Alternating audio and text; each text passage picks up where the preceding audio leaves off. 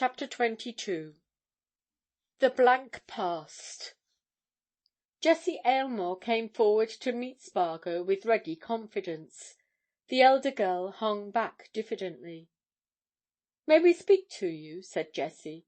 "We have come on purpose to speak to you. Evelyn didn't want to come, but I made her come." Spargo shook hands silently with Evelyn Aylmore and motioned them both to follow him.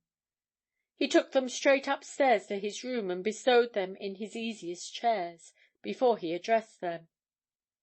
"I've only just got back to town," he said abruptly. "I was sorry to hear the news about your father. That's what's brought you here, of course. But I'm afraid I can't do much." "I told you that we had no right to trouble Mr. Spargo, Jessie," said Evelyn Aylmore. "What can he do to help us?" Jessie shook her head impatiently. "The Watchman's about the most powerful paper in London, isn't it?" she said. "And isn't Mr. Spargo writing all these articles about the Marbury case? Mr. Spargo, you must help us." Spargo sat down at his desk and began turning over the letters and papers which had accumulated during his absence. "To be absolutely frank with you," he said presently, "I don't see how anybody's going to help, so long as your father keeps up that mystery about the past."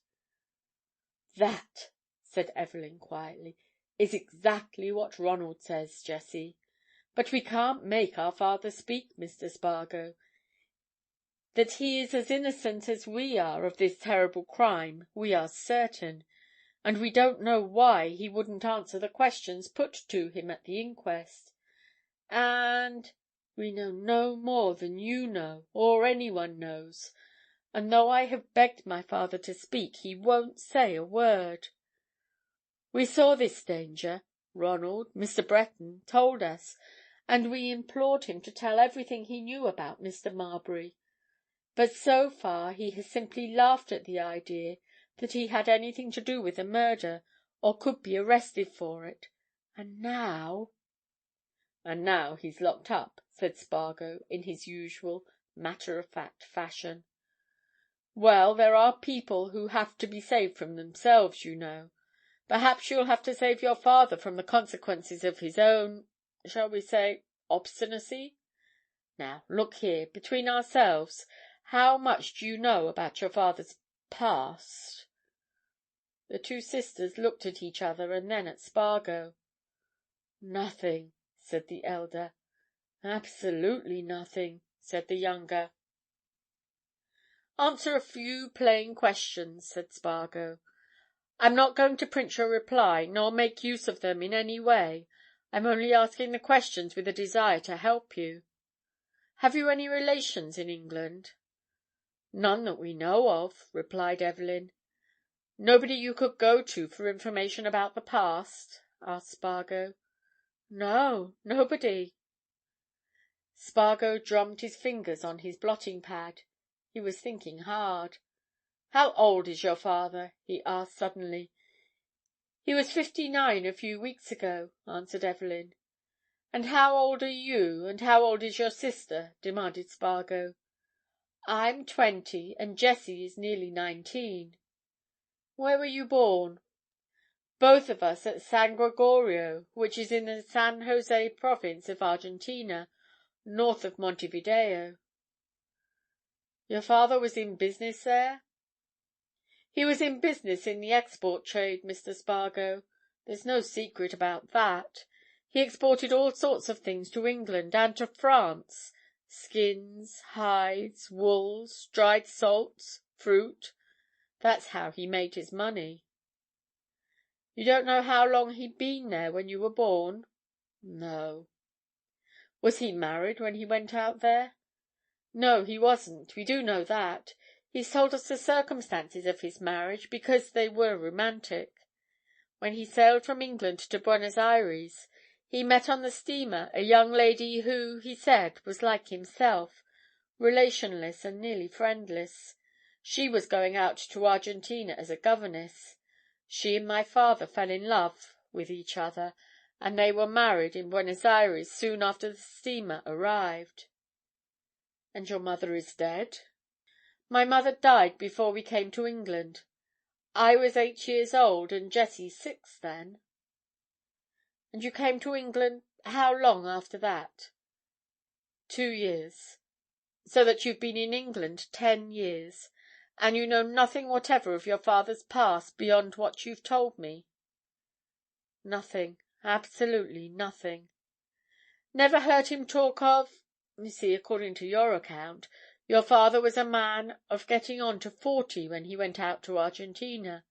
He must have had a career of some sort in this country. Have you never heard him speak of his boyhood? Did he never talk of old times, or that sort of thing?" "I never remember hearing my father speak of any period antecedent to his marriage," replied Evelyn. "I once asked him a question about his childhood," said Jessie. "He answered that his early days had not been very happy ones, and that he had done his best to forget them, so I never asked him anything again." "So that it really comes to this," remarked Spargo. "You know nothing whatever about your father, his family, his fortunes, his life, beyond what you yourselves have observed since you were able to observe. That's about it, isn't it?" "I should say that is exactly it," answered Evelyn. "Just so," said Spargo. "And therefore, as I told your sister the other day, the public will say that your father has some dark secret behind him, and that Marbury had possession of it, and that your father killed him in order to silence him. That isn't my view. I not only believe your father to be absolutely innocent, but I believe that he knows no more than a child unborn of Marbury's murder, and I'm doing my best to find out who that murderer was. By the by, since you'll see all about it in tomorrow morning's Watchman, I may as well tell you that I've found out who Marbury really was. He—" At this moment, Spargo's door was opened and in walked Ronald Breton. He shook his head at sight of the two sisters. "I thought I should find you here," he said. "Jessie said she was coming to see you, Spargo. I don't know what good you can do. I don't see what good the most powerful newspaper in the world can do. My God, everything's about as black as ever it can be.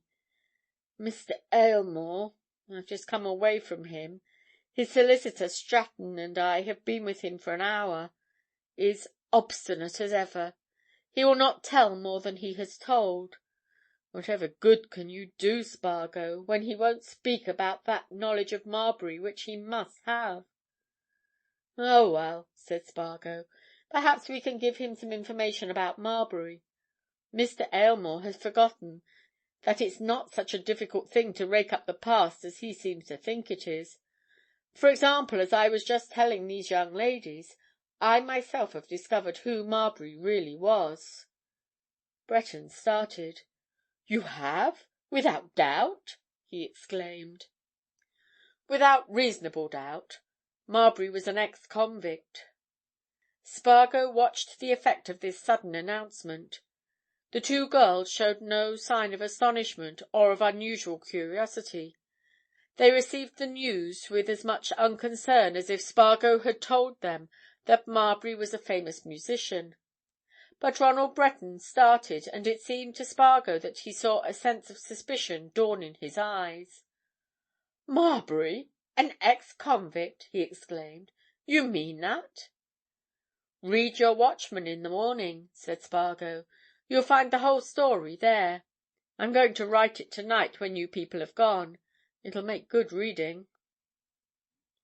Evelyn and Jessie Aylmore took Spargo's hint and went away, Spargo seeing them to the door with another assurance of his belief in their father's innocence, and his determination to hunt down the real criminal. Ronald Breton went down with them to the street and saw them into a cab, but in another minute he was back in Spargo's room, as Spargo had expected. He shut the door carefully behind him and turned to Spargo with an eager face. "I say, Spargo, is that really so?" he asked. "About Marbury being an ex-convict?" "That's so, Breton. I've no more doubt about it than I have that I see you. Marbury was in reality one John Maitland, a bank manager of Market Milcaster, who got 10 years' penal servitude in 1891 for embezzlement." "In 1891? Why, that's just about the time that Aylmore says he knew him." "Exactly. And it just strikes me," said Spargo, sitting down at his desk and making a hurried note. "It just strikes me, didn't Aylmore say he knew Marbury in London?" "Certainly," replied Breton. "In London." Mused Spargo. "That's queer, because Maitland had never been in London up to the time of his going to Dartmoor, whatever he may have done when he came out of Dartmoor. And, of course, Aylmore had gone to South America long before that. Look here, Breton," he continued aloud, "have you access to Aylmore?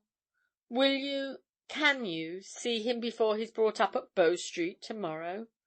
"Yes," answered Breton. "I can see him with his solicitor." "Then listen," said Spargo. "Tomorrow morning you'll find the whole story of how I proved Marbury's identity with Maitland in the Watchman. Read it as early as you can. Get an interview with Aylmore as early as you can. Make him read it, every word, before he's brought up. Beg him, if he values his own safety and his daughter's peace of mind, to throw away all that foolish reserve, and to tell all he knows about Maitland 20 years ago. He should have done that at first. Why I was asking his daughters some questions before you came in. They know absolutely nothing of their father's history previous to the time when they began to understand things. Don't you see that Aylmore's career, previous to his return to England, is a blank past?" I know," said Breton. "Yes, although I've gone there a great deal, I never heard Aylmore speak of anything earlier than his Argentine experiences. And yet he must have been getting on when he went out there." 37 or 8 at least," remarked Spargo. "Well, Aylmore's more or less of a public man, and no public man can keep his life hidden nowadays. By the by, how did you get to know the Aylmores?" "My guardian, Mr. Elphick, and I met them in Switzerland," answered Breton. "We kept up the acquaintance after our return." "Mr. Elphick still interesting himself in the Marbury case?" asked Spargo. "Very much so. And so is old Cardlestone, at the foot of whose stairs the thing came off. I dined with them last night, and they talked of little else," said Breton. "And their theory?" "Oh, still the murder for the sake of robbery," replied Breton. "Old Cardlestone is furious that such a thing could have happened at his very door. He says that there ought to be a thorough inquiry into every tenant of the Temple." "Longish business, that," observed Spargo. "Well, run away now, Breton. I must write." "Shall you be at Bow Street tomorrow morning?" asked Breton, as he moved to the door. "It's to be at 10:30. "No, I shan't," replied Spargo. "It'll only be a remand, and I know already just as much as I should hear there. I've got something much more important to do. But you'll remember what I asked of you. Get Aylmore to read my story in the Watchman, and beg him to speak out and tell all he knows. All!" And when Breton had gone, Spargo again murmured those last words. All he knows. All. End of chapter 22.